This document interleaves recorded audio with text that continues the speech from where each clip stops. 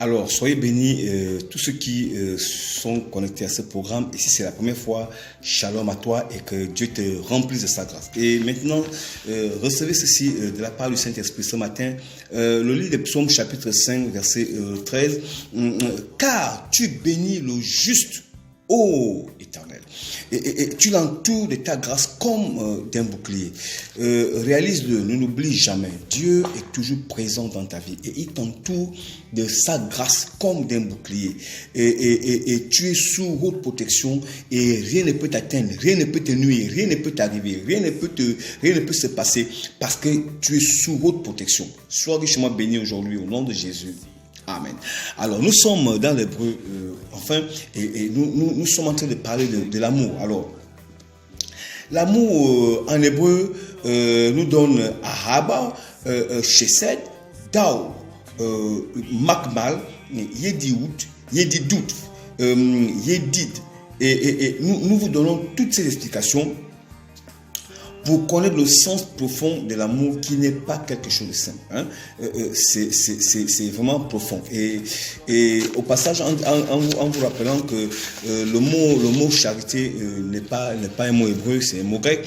Et en parlant de ça, nous disons que Ahaba, qui est le premier mot, Ahaba, généralement est traduit par amour, aimer, affection, amitié. Donc, il y a dans un sens l'amour entre les humains, dans l'autre sens, l'amour de Dieu pour son peuple. Ahaba lui vient de Ahab, généralement traduit par les amours, c'est le pluriel, ou encore amour, simplement sans ajout. Et Ahab, c'est vraiment aimer. Et cela peut être un amour humain, un amour du prochain, ou encore l'amour familial ou l'amour sexuel. On peut aussi le traduire par aimer quelque chose comme la nourriture, comme le sommeil, comme la boisson.